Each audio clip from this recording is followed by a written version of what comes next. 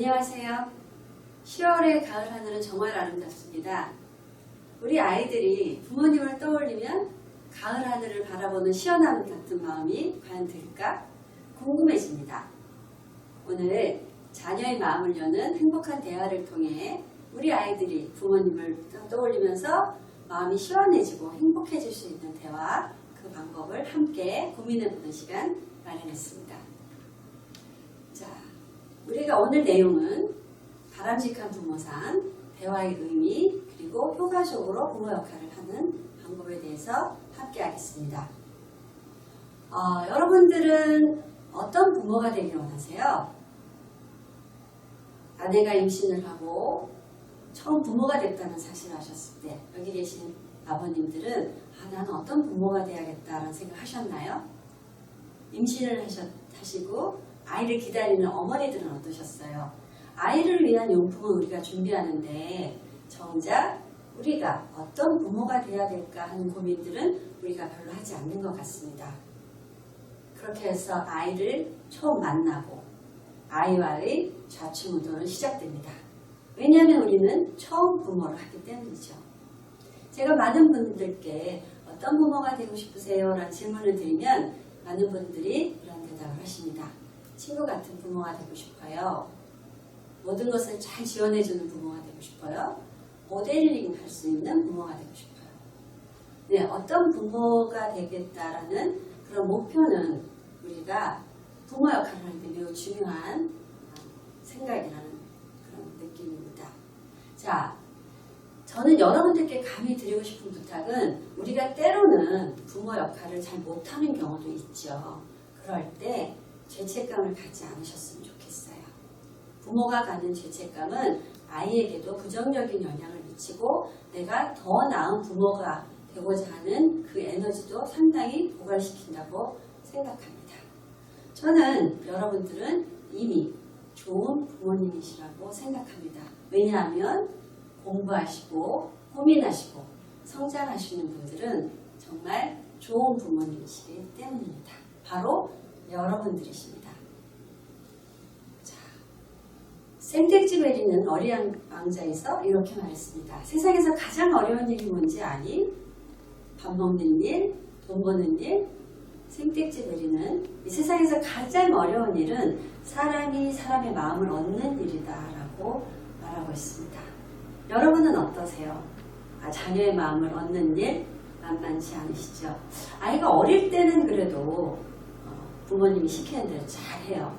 조금씩 성장하면서 사춘기가 되면 방문을 걸어 잠그고 부모님에게 반항적인 표현을 함으로써 이미 우리 부모와 아이가 소통이 되고 있지 않다는 현실을 우리는 맞닥뜨리게 될 수 있습니다. 자, 그러면 어떻게 하면 우리가 아이의 마음을 얻을 수 있을지 한번 고민하는 시간 갖기로 하겠습니다. 대화란 무엇인가? 대할 대자의 말씀 화자를 씁니다. 대화. 대부분의 경우에 아이들에게 이리 와봐. 엄마랑 대화 좀 하자. 아빠랑 대화 좀 할래? 라고 말하면 아이들은 됐어요. 저 바빠요. 라고 하면서 부모님의 대화에 별로 응하고 싶은 마음이 없습니다. 왜 그럴까요? 아이들은 부모님이 하고자 하는 대화를 대놓고 화내는 것으로 이해하고 있는 거 아닐까요? 누가 대놓고 화내는 것을 네 하고 반갑게 그 자리에 응하겠습니까?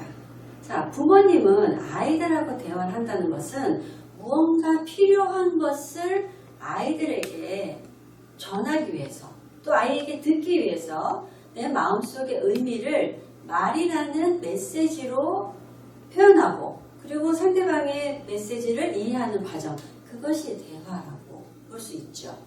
그렇다면 부모님 마음속에 있는 속의말을 겉의말과 잘 일치시키실 수만 있다면 우리는 대화를 원만하게 하는 것이고 그럴 때 아이들은 부모님하고 소통이 된다라는 생각을 하게 될 것 같습니다.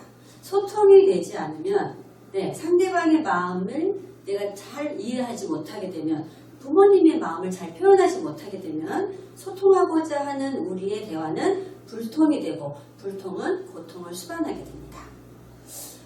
대화를 연구한 학자들의 말에 의하면 대화의 내용은 대체로 감사하는 내용과 부탁하는 내용이 주를 이룬다라고 하고 있습니다. 자, 여러분들 며칠 전 우리가 긴 연휴가 있었습니다. 추석 기간 동안에 아이들하고 아마 시간을 많이 보내셨을 텐데요. 그 기간 동안에 내가 아이들에게 과연 감사를 얼마나 표현했나, 부탁은 더 많이 한 건 아닌가? 추석 미리 떠오르지 않으신다면 오늘 오전 한번 떠올려 보시겠어요? 아이가 일어나고 함께 식사를 하고 그러면서 이 오는 가족 축제에 참석하기 위한 여러 가지 준비를 하셨을 거예요.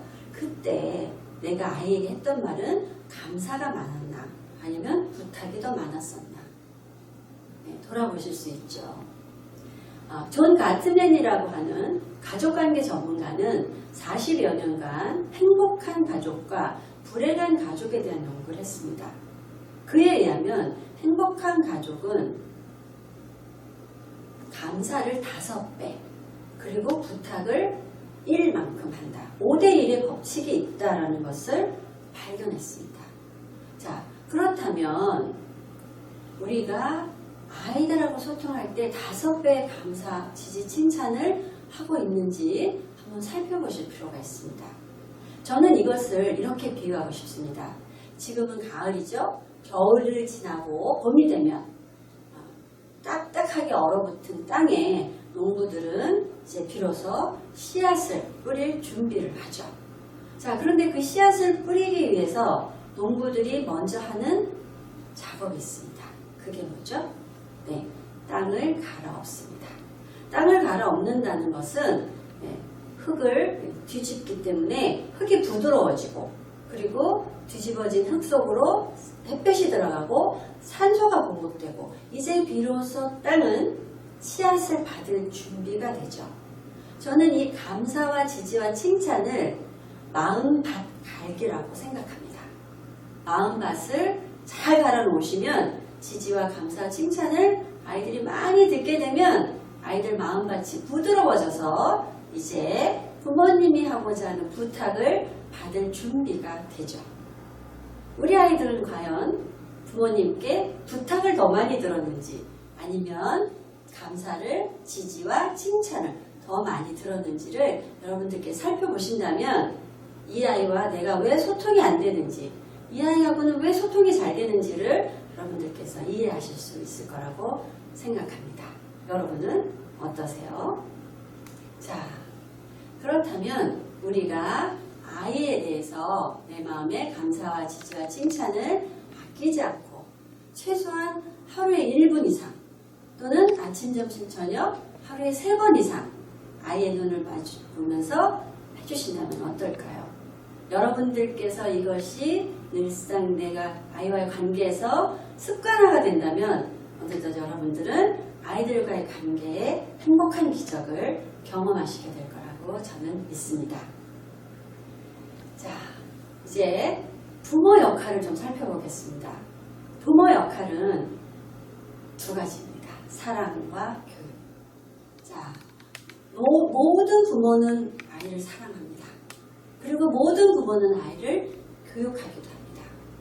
자, 그런데 부모님의 사랑에 너무 집중이 돼 있어서 사랑은 많이 하는데 교육이 안 되면 여기 지금 자전거를 제가 그림으로 준비했는데요. 보세요. 자전거에 앞바퀴만 지금 앞바퀴만 커지는 게 사랑을 더 많이 주는 부모라고 가정해 볼게요. 그렇다면 이 자전거는 외발 자전거처럼 되죠. 반대로 너무 많이 교육에만 집중하시는 부모님이 계시다면 이 경우에도 이 자전거는 외발 자전거처럼 됩니다. 외발 자전거를 아이가 타고 달리기는 좀 어렵죠. 그렇다면 사랑과 교육의 균형이 필요합니다. 앞바퀴도 적절하게 크고 뒷바퀴도 적절하게 큰 자전거가 된다면 우리 아이가 이 자전거를 타고 자기의 삶의 영역으로 신나게 달려나갈 수 있겠습니다. 자, 그렇다면 우리가 부모로서 언제 사랑하고 그리고 어떻게 사랑해야 되는지 우리가 생각해 보는 시간 준비했습니다. 자, 제가 지금부터 영상을 하나 보여드릴 건데요. 여기에는 한 아이가 나옵니다. 이 아이가 젠가 게임을 하고 있는데 옆에서 아버지가 이 젠가 게임을 하고 있는 이 아이에게 뭐라고 말씀을 하실 겁니다. 자, 이 아버지가 이 아이에게 하는 말이 과연 아이가 아버지가 날 사랑하고 있다고 느낄 것인지 아닌지 여러분들 한번 잠깐 저랑 보시겠습니다. 뇌파 측정 장치를 달아 아이들의 스트레스를 측정했습니다. 성공하면 장난감을 선물로 받지만 실패하면 아무것도 받을 수 없습니다. 그런데 이때 부모 태도에 따라 아이들의 스트레스가 달라집니다. 앞으로 더 놀아가면서 할 수 있는 것이 뭐 그걸 가지고 이렇게 모든 것에 걔 눈물 씻지 잖아 임마. 무서. 잘해. 부모가 아이의 슬픈 감정을 무시하면 아이의 스트레스는 점점 더 커지고 부모와의 관계는 멀어집니다. 네, 자 지금 보셨어요. 지금 여기서 보시면 이런 말이 나옵니다. 부모가 아이의 슬픈 감정을 무시하면 아이의 스트레스는 점점 더 커지고 아이의 슬픈 감정 그리고 그것이 스트레스를 커지게 하고 부모와 자녀의 관계는 멀어집니다. 라고 되어 있습니다. 자, 여기 나오는 이 아버지 우리가 아까 제가 말씀드렸어요. 부모 역할은 사랑과 교육이다. 이 아버지가 이 아이를 사랑한다 라고 생각하세요? 저는 그러실 거라고 생각합니다. 아버지는 아이를 사랑하십니다. 자, 그렇다면 아이는 아버지가 자기를 사랑한다고 믿을까? 그건 잘 모르겠습니다. 네. 중요한 것은 부모 마음속에 있는 깊은 사랑을 아이가 느낄 수 있도록 사랑하시는 게 필요합니다. 지금 여기에 나오시는 아버지는 아이를 사랑하시기 때문에 그만한 일 갖고 뭐 물어. 그만해. 됐어. 라고 말씀하시는데 그것이 이 아이가 꼭 이 젠가 게임에서 이겨서 선물을 받고 싶은 마음을 아빠가 몰라주셨어요. 그러다 보니까 이 아이는 눈물을 뚝뚝뚝 떨어뜨리게 되죠. 그렇다면 슬픈 감정을 이해해주지 못한 아버지와의 관계는 아이로서는 점점 멀어질 수밖에 없지 않을까 하는 생각이 듭니다. 이렇게 우리가 부모 역할을 계속 하게 되면 결국 사춘기에 되면 아이는 부모하고 단절을 일으킬 가능성이 높아지죠. 자, 그렇다면 부모 역할이 사랑과 교육이라고 했는데 언제 사랑하게 될까를 먼저 살펴보겠습니다. 자, 지금 화면에서 보시면 지금 왼쪽 그림은 감정과 이성 중에 감정이 훨씬 더 커져 있는 상태입니다. 오른쪽의 그림은 이성이 훨씬 더 큰 그림이죠. 그렇다면 지금 이 아이, 젠가 게임이 마음대로 되지 않아서 속상한 이 아이는 감정과 이성 중에 어느 쪽이 더 커져 있죠? 그렇죠. 이 아이는 지금 감정이 꽤 높게 올라갔어요. 그러니까 눈물까지 뚝뚝 흘리게 된 거거든요. 자, 그렇다면 감정이 올라간 상태의 이 아이에게 부모 역할 중에서 어떤 걸 해야 하는가 합니다.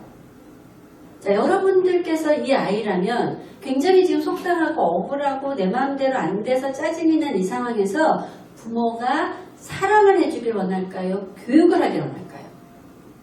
그렇죠. 이 아이에겐 지금 필요한 건 사랑입니다. 그렇다면 이 아이가 사랑받고 있다고 느끼게 사랑하셔야 되잖아요. 그런데 아빠가 울지마, 됐어, 그만해 라고 말하면 이 아이는 사랑받고 있다고 느끼기 어렵죠.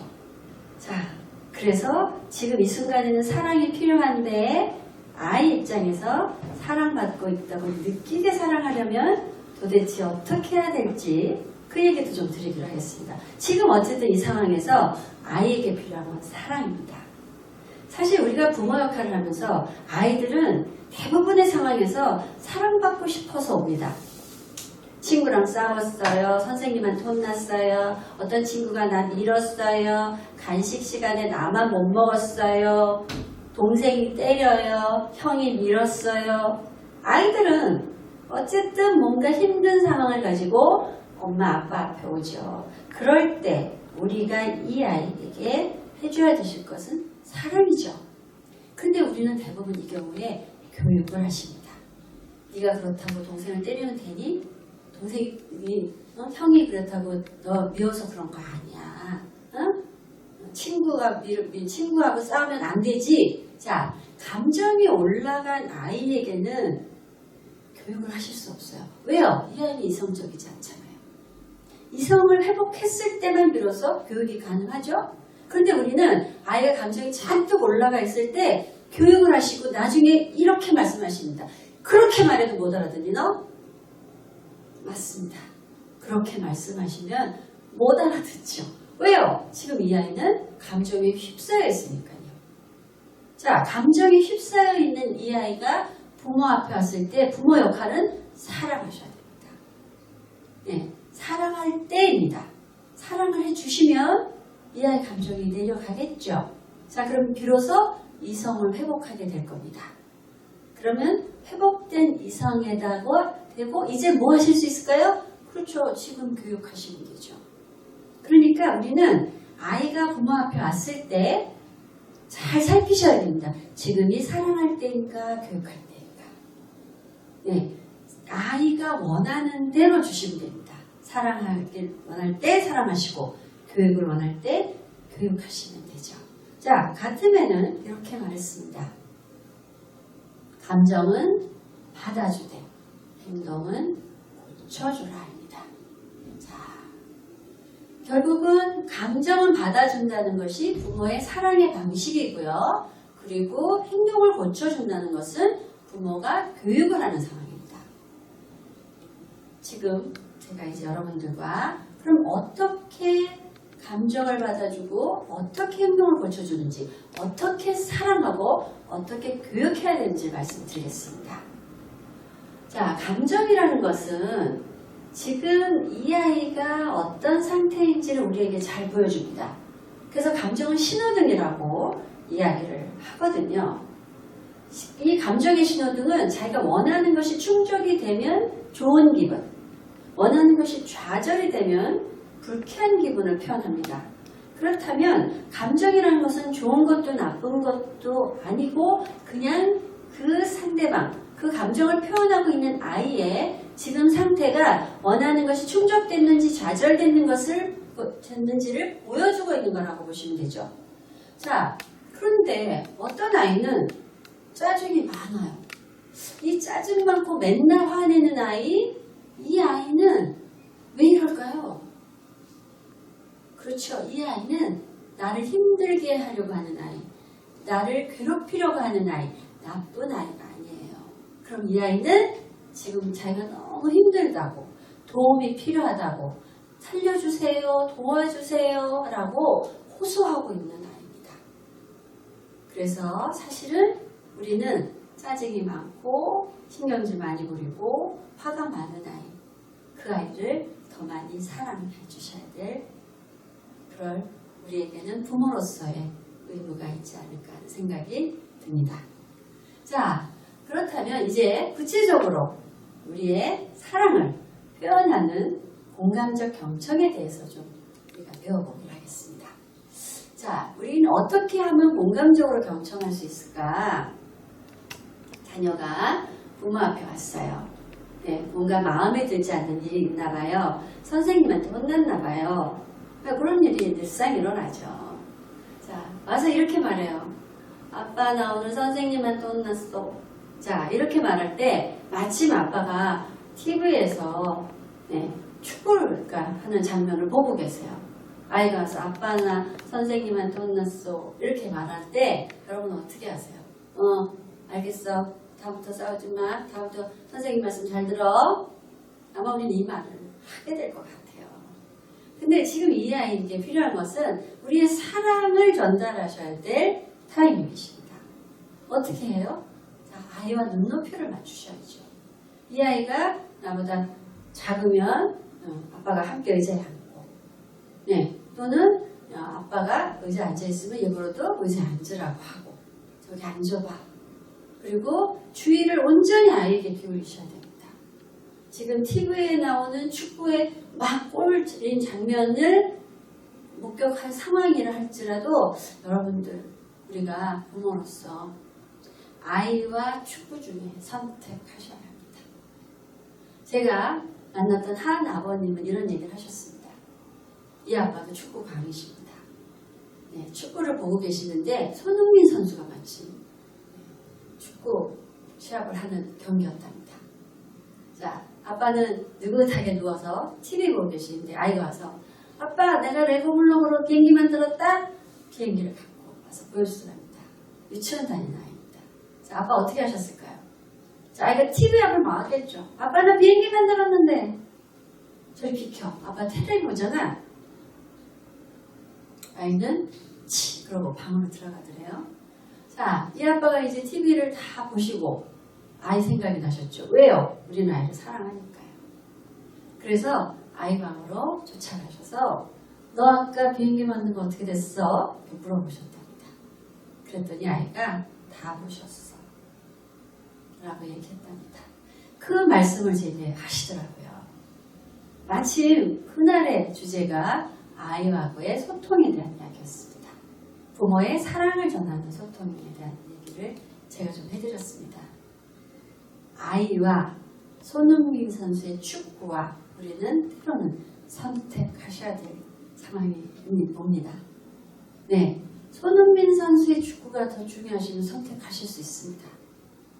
그러나 지금은 이 아이를 한번 선택해보는 게 어떨까 라고 우리가 부모로서 마음을 잡으신다면 아이를 선택하실 수 있겠죠. 왜냐하면요, 손흥민 선수의 축구는요 재방송을 합니다. 그런데 아이는 재방송을 하지 않습니다.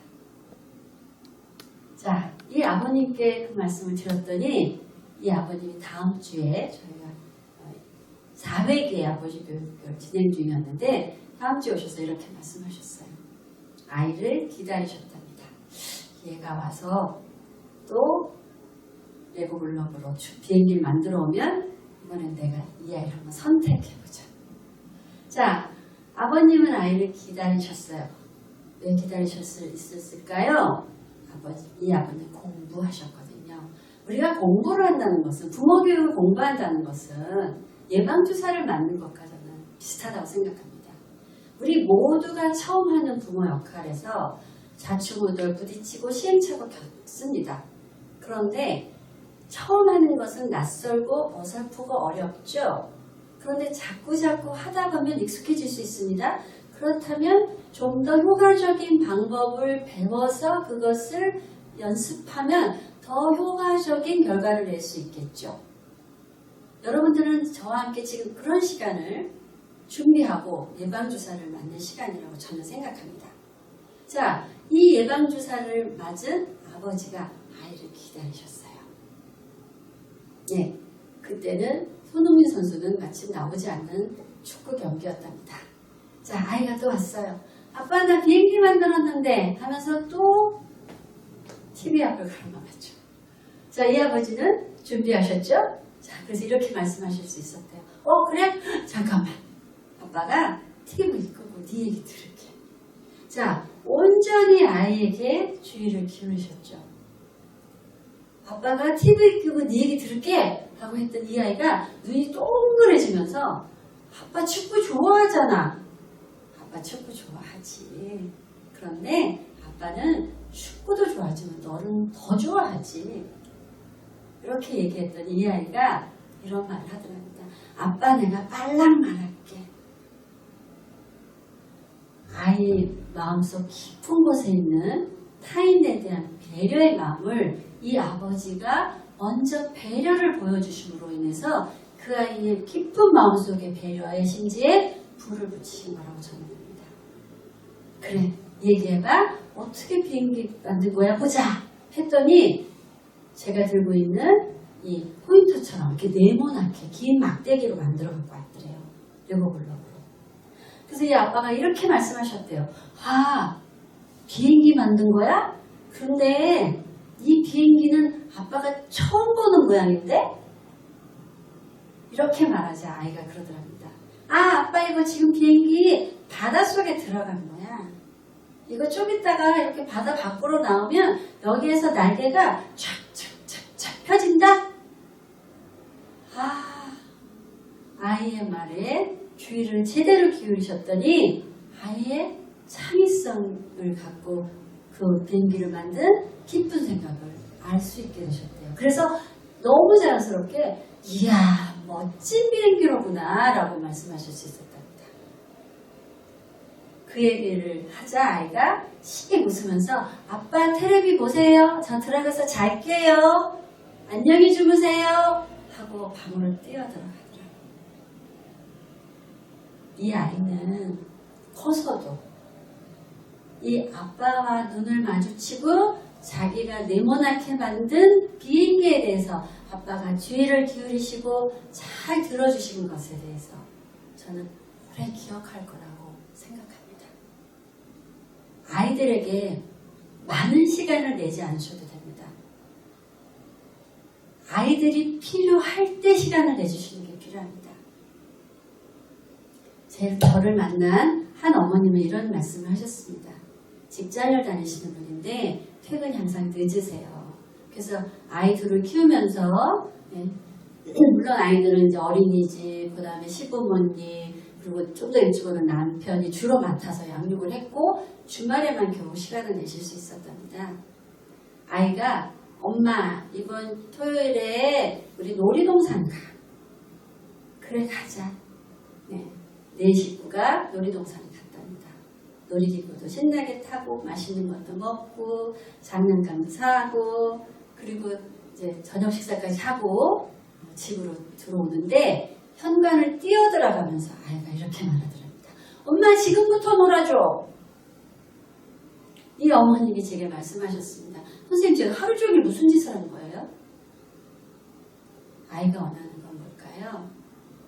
아이가 진정으로 원하는 것은 놀이동산에서 놀이기구 타고 맛있는 식사를 하는 것도 좋지만 엄마와 상호작용, 눈을 마주 보면서 이야기를 나누는 그 시간이 이 아이에게는 가장 소중한 사랑을 경험하는 시간이라고 볼 수 있습니다.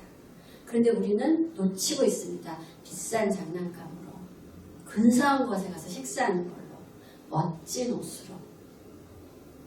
우리 아이들이 진짜 원하는 건 뭘까요? 네, 엄마하고 손 붙잡고 아빠하고 손 붙잡고 집 앞에 있는 보도블록 사이에 피어나는 작은 풀 속에서 핀 노란색 꽃 그거 같이 보면서 개미 기어가는 거 함께 바라보면서 서로 눈 마주치고 행복하게 미소 짓는 그 시간 그것이 진짜 아이에게 필요한 시간이 아닌가 생각이 듭니다. 이 가을, 오늘 이 시간, 여러분들은 그것을 하실 수 있는 시간이 아닐까 생각이 듭니다.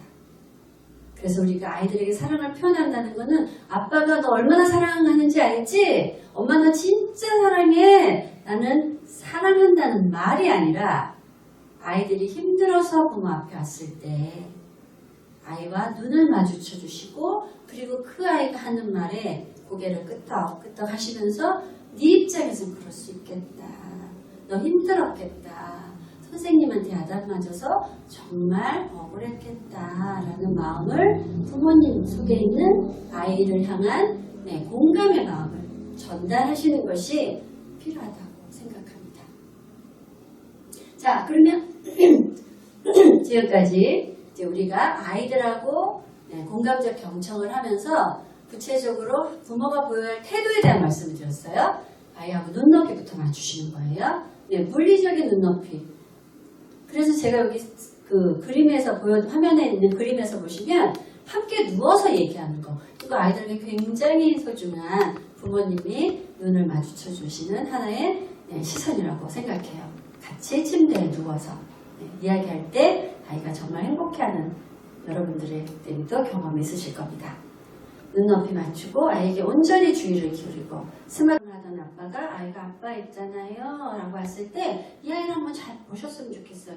얘가 정말 심각해 보인다 라는 생각이 드시면 그때는 스마트폰의 지금 내용도 중요하지만 아이를 선택하시면 어떨까요? 그런데 선택하실 수 없으세요? 그럼 말씀하시면 돼요. 누구야? 지금 아빠가 아빠 회사분하고 지금 이거 지금 서로 카톡 주고받고 있거든. 이거 얼른 끝내고 그냥 10분 후에 네 얘기 들을게. 10분만 기다려줄 수 있겠니? 이렇게 하면 배려받은 아이는 배려하죠. 옆에서 기다리죠. 그러면 그 10분을 아빠는 지켜주셔야죠. 어머니들도 그런 것 같아요. 우리가 엄마로서 저녁 준비 막 이렇게 부엌에서 엄마가 저녁 준비하고 있을 때 아이가 뛰어들어와서 엄마 형이 나만 때려! 뭐 이런 얘기 합니다. 네, 그럴 때 자, 저녁 준비와 아이 준비 아이가 너무 긴급해 보여요. 아이가 지금 너무 속상해 보여요. 그러면 그래 밥은 좀 천천히 먹더라도 마음속 돌보는 게 더 필요하겠다. 그렇죠? 몸의 배부른 신체적인 포만감도 중요하지만 정신적 포만감 더 중요하다는 생각이 들어요.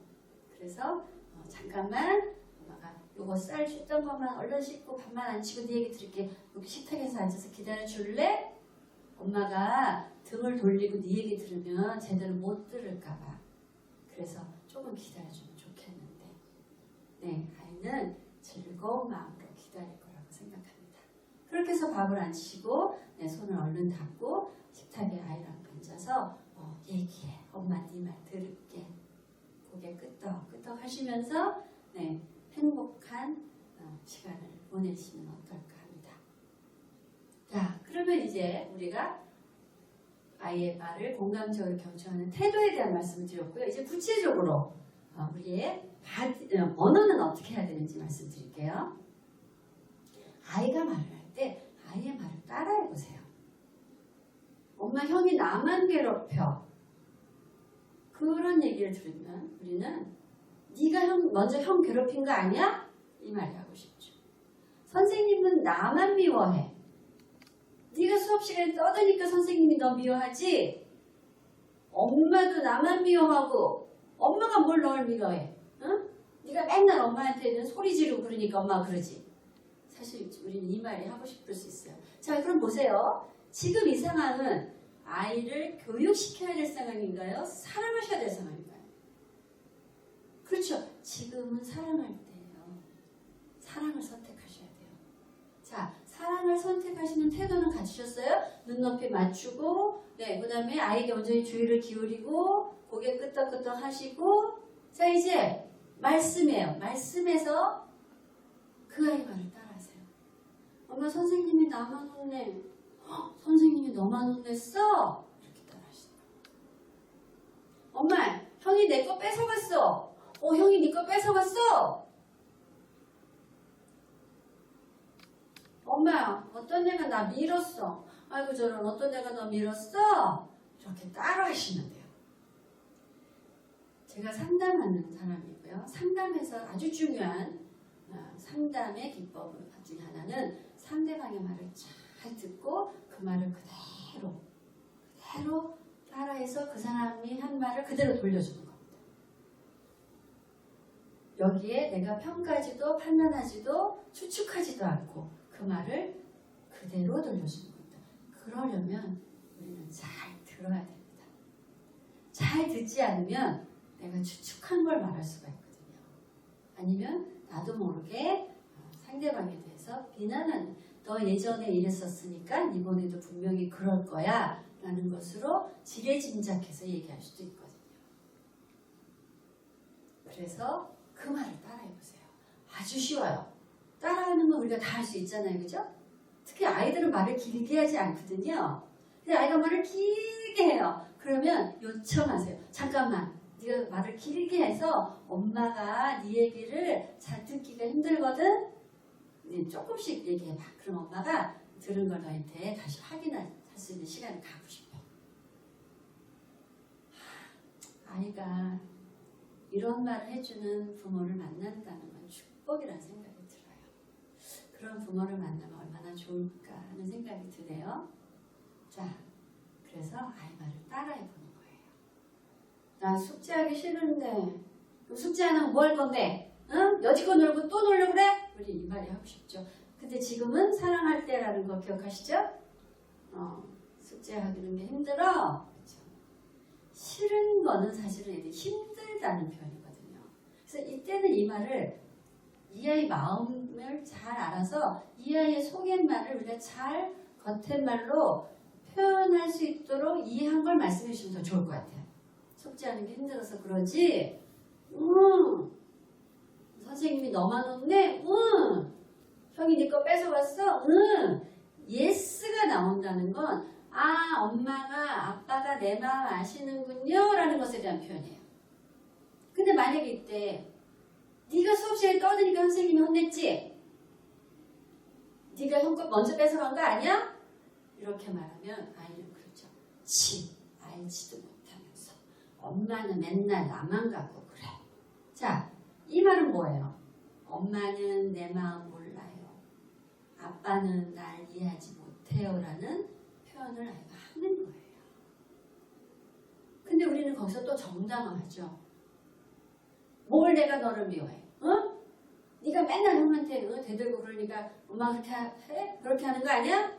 하면서 내가 또 아이의 마음을 몰라주는 걸 한 번 더 확인시켜주는 말을 우리는 상대방에게 하기도 합니다. 아이는 이럴 때 엄마는 나랑 얘기하고 싶어 하지 않나 보다. 나도 더 이상 엄마랑 얘기하기 힘들겠다. 네. 사춘기가 되면 아이들은 이제 그런 것들을 10여 년 부모와 관계에서 패턴이 만들어지고 그 패턴에서 이제 벗어나고 싶어지는 거겠죠. 또 잔소리. TV에서 본 건데요. 초등학교 아이가 이런 얘기를 했어요. 네. 조언과 잔소리의 차이가 뭐냐라는 질문에 이렇게 대답하더라고요. 조언과 잔소리의 공통점은 맞는 말이래요. 그런데 조언은 그 맞는 말을 들으면 기분이 나빠지지 않는 거래요. 잔소리는 맞는 말인데 들으면 기분 나빠지는 말이래요. 왜 부모님이 아이에게 정말 필요해서 하는 이 말이 아이들은 듣기 싫어지게 됐을까? 우리 좀 한번 생각해 봐야 될 것 같아요. 정말 중요한 얘기를 하시는 거잖아요. 필요한 얘기를 하시는 거잖아요. 맞는 말씀을 하시는 거잖아요. 그러면 이 아이가 듣고 그래 엄마 말이 맞아. 아빠 말이 맞아. 내가 그렇게 해야 되겠다라는 것으로 행동의 변화를 왜 일으키지 않을까? 아까도 말씀드렸죠? 5대1의 법칙이 있어요. 아이의 마음밭이 부드럽게 활짝 열려있는 상태를 먼저 만드셔야 해요. 평소에 감사와 지지와 칭찬을 놓치지 말고 하자. 그리고 아이가 힘들어서 부모 앞에 왔을 때 부모의 사랑을 잘 전달하자. 그래서 아이가 말을 하면 일단 아이 말을 우리가 따라해 보는 거예요. 그랬어. 선생님이 너를 혼내셨어? 엄마. 어떤 일 있었는지 엄마가 듣고 싶은데 얘기해 볼래? 아니 내가 선생님이 어저께 했던 얘기 오늘도 하고 그래가지고 내가 조금 재미가 없어서 옆에 짝한테 야 저 얘기 선생님이 어제는 하셨는데 이렇게 말했거든? 그때 선생님이 너를 왜 떠드냐? 그런 거 있지. 선생님이 나만 미워하는 건데. 그래서 네가 그렇게 생각했구나. 그렇죠. 이번에 수용적인 언어를 쓰시는 거예요.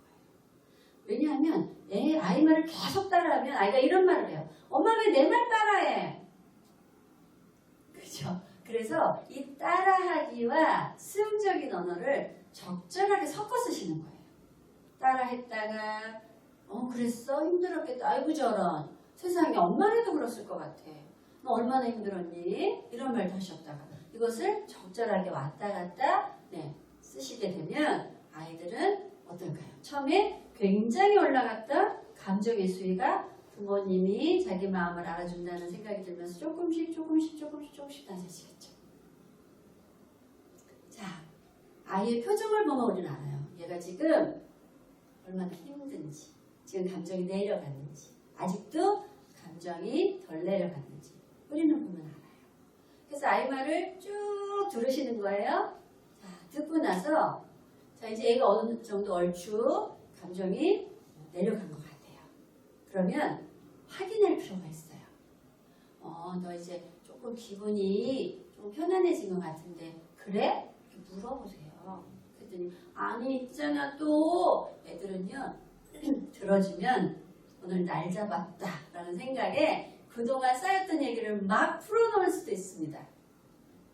그래요.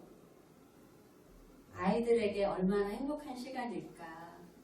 그럴 때 물론 여러분들이 시간이 되시면 그래 그럼 오늘은 엄마가 한 30분 정도 네 얘기 더 들을 수 있어 라고 얘기해 주시면 아이가 30분 동안 신나게 누가 많이 말해야 돼요? 그렇죠. 아이는 말을 하고 싶은 얘기 다 하고 부모님은 뭘 하시면 돼요? 고개 끄덕끄덕 해주시고 힘들어하면 같이 인상 써주시고 아이고 저런 추임새 넣어주시고 그리고 말을 따라해 주시고 그러다 보면 어느 날 감정이 내려가죠. 편안해 보이죠? 그때 가서 이제 지금 어때? 이제 엄마나 됐어. 그래. 네가 오늘 학교에서 선생님이 어제 했던 얘기 오늘 또 하셔서 네가 좀 지루해서 친구랑 얘기해서 선생님한테 혼났다 그 얘기를 한 거지. 그래서 네가 선생님한테 서운하기도 하고 그랬다는 얘기를 엄마가 들었어. 엄마가 잘 이해했어? 엄마가 잘 들었니? 이렇게 요약 정리해 주시는 거예요.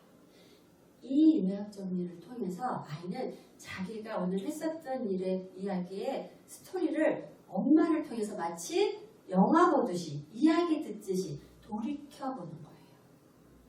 자, 이런 돌이키는 과정을 통해서 아이는 내가 어떻게 해야 되는 거였구나 라고 스스로 행동에 대해서 생각할 수 있는 힘이 올라가기 시작합니다. 그것이 바로 아이가 이성을 회복하는 다음 과정입니다.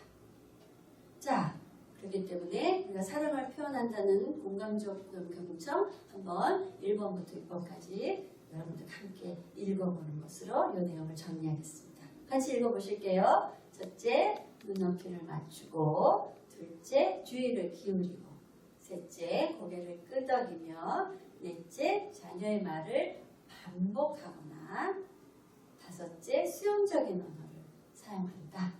그리고 아이의 마음이 어느 정도 편안하다는 것을 우리가 확인하고 나서 부모님이 들으신 내용을 간단하게 요약해 주시고 그리고 부모님이 잘 들었다는 것을 아이에게 표현해 주시면 좋겠어요. 저는 아이들하고 대할 때 이건 비단 아이들하고 대할 때뿐만 아니라 모든 인간관계에서 대화의 마무리는 감사로 끝내면 어떨까 하는 제안을 드려요.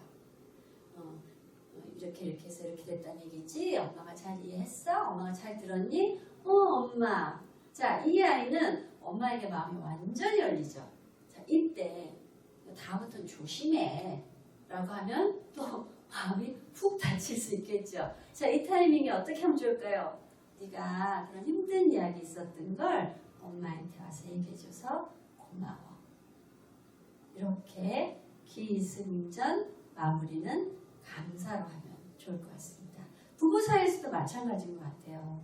남편이 아내가 힘든 고민이 되는 이야기를 배우자에게 할 수 있다면 그 부부는 정말 행복한 부부라는 생각이 들거든요.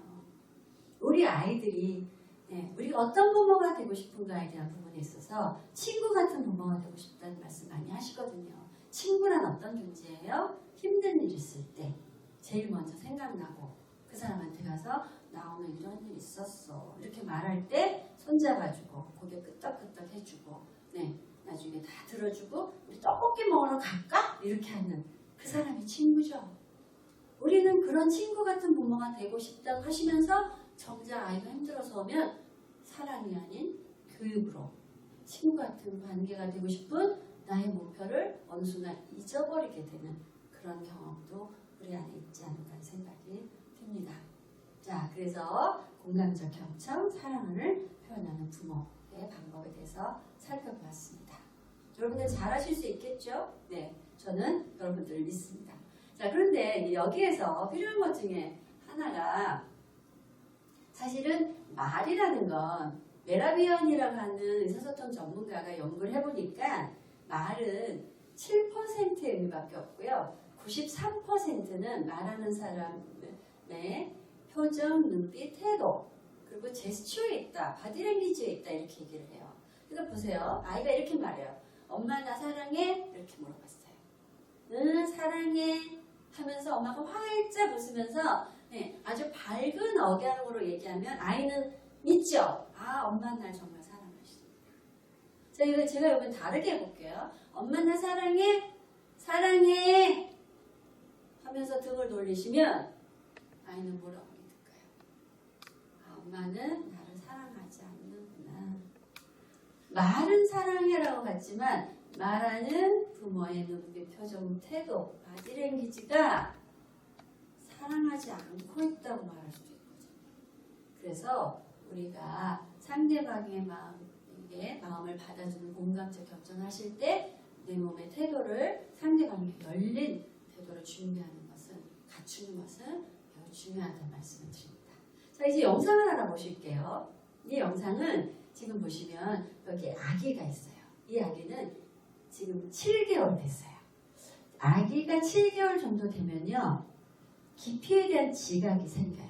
깊이를 인식해요. 지금 여기 화면에서 보시면 자 저랑 같이 보실까요? 여기 가운데가 비어있죠. 즉 여기하고 여기는 높은데 여기는 쑥 꺼져 있어요. 이 아기가 여기를 건너갈 수가 없죠. 6개월 정도 된 아기는요. 깊이에 대한 지각이 없고 두려움에 대한 감정이 생기지 않았습니다. 그래서 6개월 정도 된 아기는 어른 침대에서 재우면 이 아이가 잠에서 깨면 침대에서 떨어져요. 왜냐하면 깊이 지각을 못하고 두려움의 감정이 없기 때문입니다. 그러나 7개월은 달라요. 7개월은요. 깊이 지각도 생겼고 두려운 감정도 느껴요. 따라서 이 시기의 아이들은 어른 침대에서 자고 눈을 뜨고 잠을 깨면 떨어지지 않아요. 침대 끝에 앉아있어요. 왜요? 깊이를 인지하기 때문에 그렇습니다. 자 그렇다면 지금 여기 나온 아기도 7개월이니까 깊이 지각을 하겠죠? 두려움의 감정이 있겠죠? 따라서 이 끝에서 멈추게 될 거라고요. 자 여기에다가 유리를 깔았습니다. 유리의 모양이 살짝 보이시죠? 그러니까 이 아기가 여기를 지나갈 수는 있어요. 다만 이 아이가 7개월 정도 된 아기는요. 시력이 발달이 안 돼서요. 요때 기어다니거든요. 기어다니는 이 시기에 아이는 유리창에 머리를 부딪혀요. 왜냐하면 시력은 발달이 안 돼서 유리창을 인지 못해요. 여기에 유리를 깔았지만 이 아기는 여기에 유리가 있다는 걸 인지하지는 못해요. 그러니까 여기는 이 앞이 끝은 여기는 공포의 공간이라는 거죠. 자, 여기에 엄마가 앉아있을 겁니다. 엄마가 어떻게 하느냐에 따라서 아이의 행동은 달라집니다. 잠깐 보시겠습니다. 시각변형의 하은이 도전. 맞은편에 엄마를 바라보는 하은이. 이때 웃음기 없는 표정으로 하은이를 바라보는 엄마. 몇 걸음 채 가지 못했는데 자신의 키보다도 높아 보이는 낭떠러지에 깜짝 놀란 모습. 어쩔 줄 모르는 하은이 엄마에게 간절한 눈빛을 보내지만 되돌아오는 것은 엄마의 싸늘한 표정뿐. 무심한 엄마의 행동에 결국 시각변형을 건너지 못하고 제자리로 다시 돌아갔다. 연우에 이어 하은이 역시 시각변형을 건너지 못하고 포기. 아이들은 무표정한 엄마의 얼굴을 보는 즉시 제자리로 돌아갔다. 심리학적으로는 거울 이미지 효과라고도 하고요. 부모의 그런 부정적인 감정이나 태도가 아이들한테 결국에는 되돌림되고 전달될 수도 있는 그런 효과를 가져다 보시면 될 것 같아요. 그렇다면 반대로 엄마가 편안하게 웃는 표정을 짓는다면 아이들은 어떨까? 조금 전 시간과는 달리 한박 웃음을 짓고 있는 엄마. 엄마의 행복한 미소를 보자 덩달아 기분이 좋아진 연우. 그러나 이때 연우의 눈앞에 보인 것은 시각변형을 건너기 전 물끄러미 엄마의 얼굴을 바라보는데 엄마의 화난 표정을 확인하자마자 거침없이 앞으로 돌진하는 연우. 야, 이거 감동적이다. 미소 짓고 있는 엄마를 보자 한 채 망설임도 없이 그대로 직진. 엄마의 웃음 덕에 무서웠던 시각변형을 용감하게 통과. 엄마의 표정 변화로 확실하게 알 수 있었던 연우의 달라진 반응.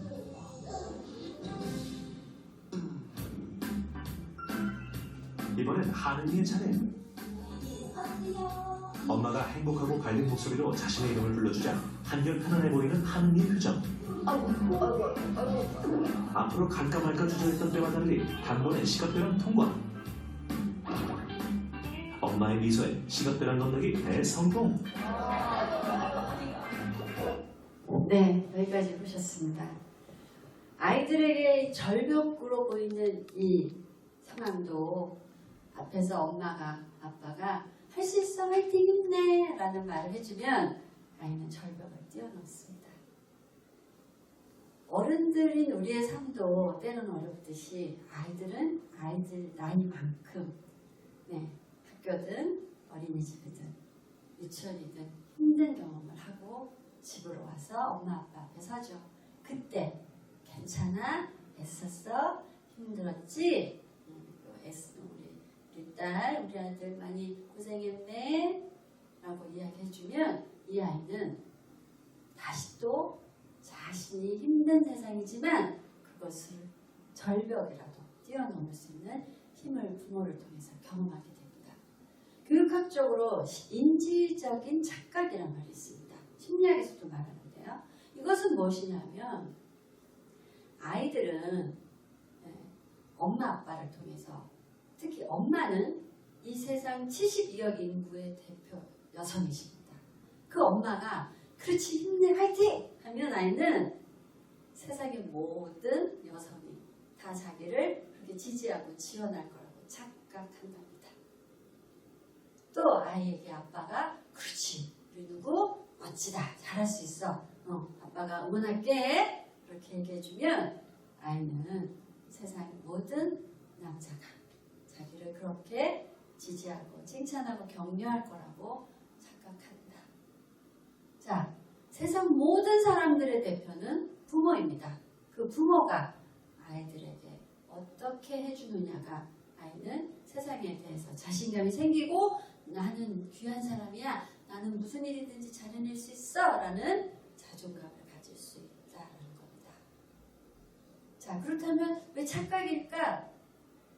사실은 우리가 세상을 살면서 세상에 대해서 어떤 상황을 사람들은 다 자기 나름으로 해석합니다. 그 해석을 착각이라고 얘기하는 겁니다. 네, 노트북은 이렇게 생겼다라고 했을 때 그 노트북에 대해서 인지하는 사람들의 생각은 다 다르죠.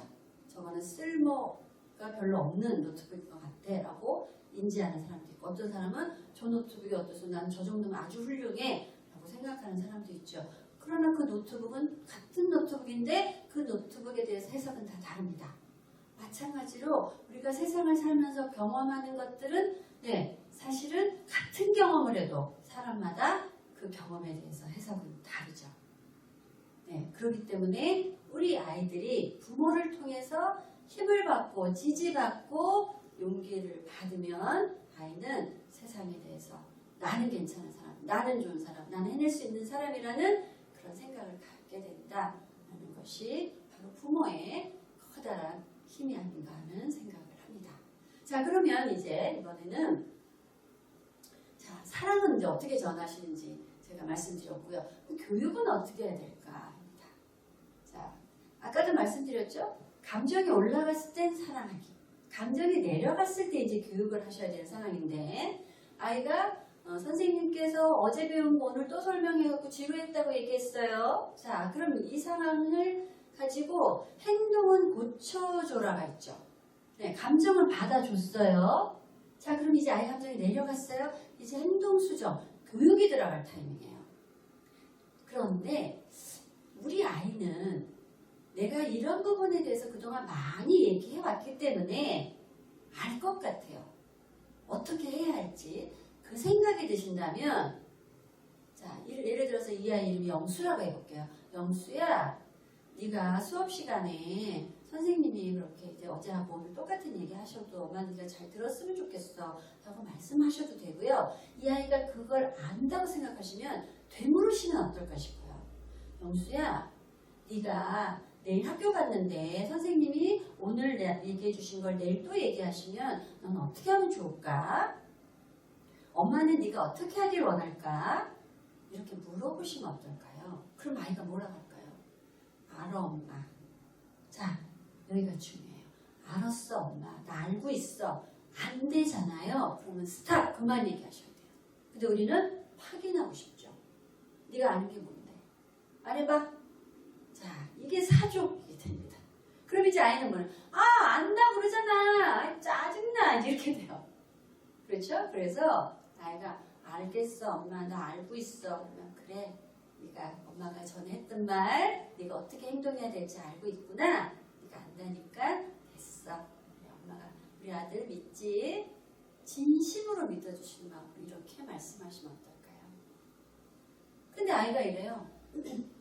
엄마가 어떻게 해야 되는지 얘기 좀 해볼까? 이렇게 물어봤어요. 네가 그런 일이 또 생기면 어떻게 얘기하면 좋을지 얘기해볼까? 했더니 얘가 됐어 알아 그러면 끝. 엄마 그럼 어떻게 하면 되는데? 이렇게 물어보면 대답하시면 되죠. 그렇죠? 아이가 질문을 한다는 건 부모의 마음을 듣겠다, 교육을 받겠다라고 신호를 보내는 거예요. 그때가 교육하실 타이밍이에요. 근데 우리는 지금이 교육할 타이밍인지 사랑을 할 타이밍인지를 막 뒤죽박죽 하기 때문에 우리한테 이런 경험이 있죠. 아이가 선생님한테 혼났다고 와서 얘기하면 막 아이를 혼내요. 네, 너의 과거를 내가 다 알고 있다. 옛날 이야기까지 다 해요. 그래서 막 엄청 혼내고 그러다 들어가 자 아빠나 아니 공부해 막 이렇게 했단 말이에요.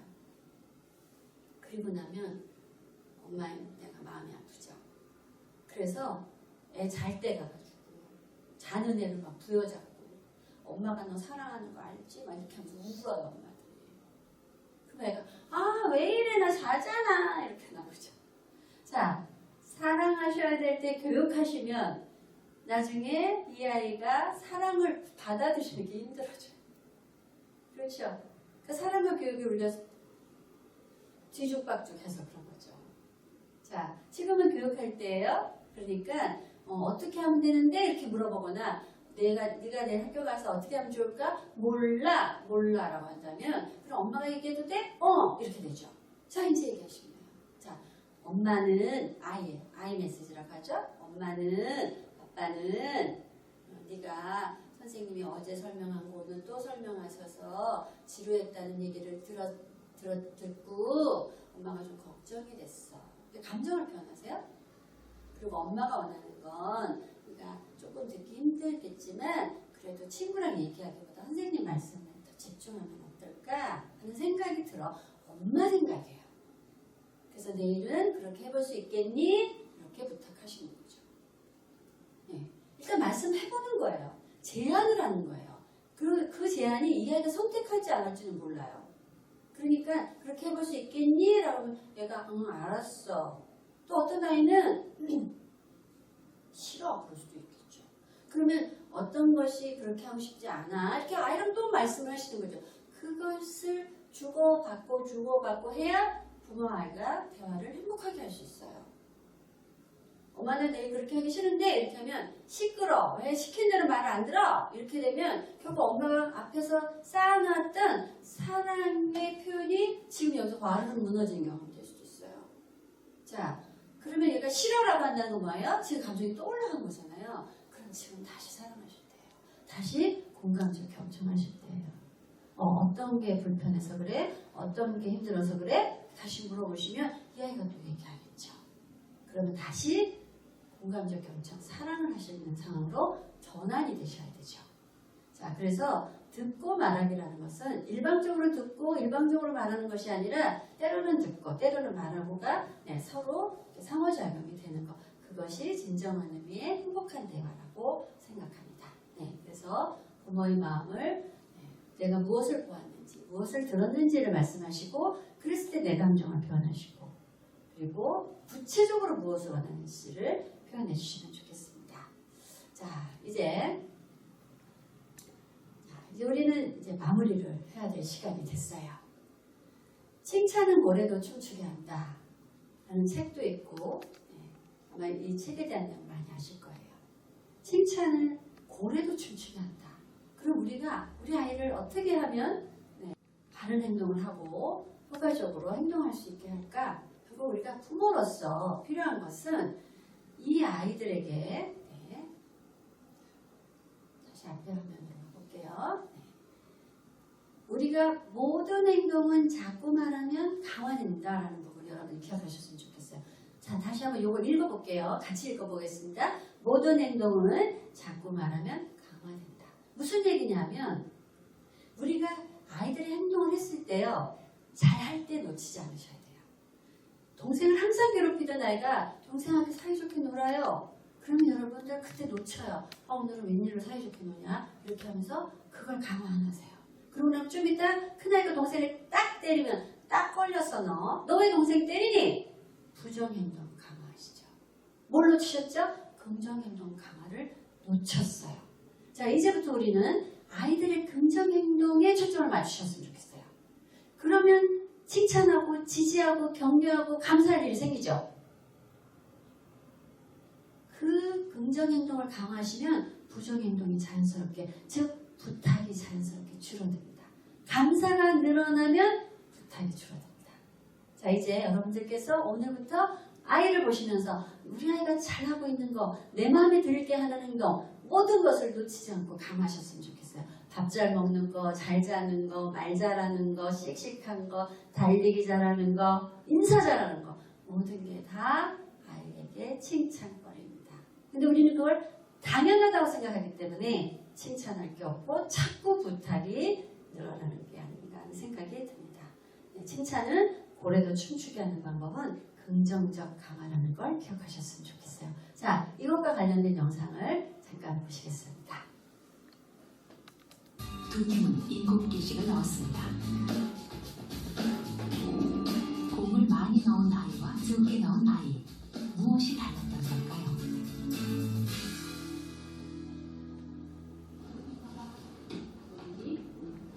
잠깐 되돌아가 엄마와 아이의 대화를 잘 들어보시기 바랍니다. 먼저 7개를 넣은 팀입니다. 아니 그쪽 아니고 아니 반대쪽 아니 앞에 아니 아래로 내려서지 말고 먼저 넘어야지 조금 세게 아니 눈치 채셨나요? 아니 뒤로 아니라는 말이 반복되고 있습니다. 거기 앞에 하나 안 들어가겠다. 아니 그건 이건 안 돼. 아니 정면 말해. 아니 그렇게 이 아이들은 아니, 안 돼 라는 부정적인 말을 많이 들었죠. 이번엔 공을 많이 넣은 아이들입니다. 엄마와의 대화를 들어보시죠.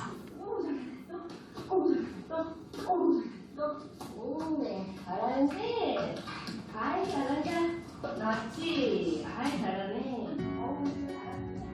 공을 잘 못 넣는데도 괜찮아, 잘하네 라는 엄마의 말을 들은 아이들은 실제로 공을 더 많이 넣었습니다. 잘했었어. 오, 잘하는데. 맞습니다. 엄마의 긍정적인 말이 아이들에게 할 수 있다는 긍정적인 착각을 만듭니다.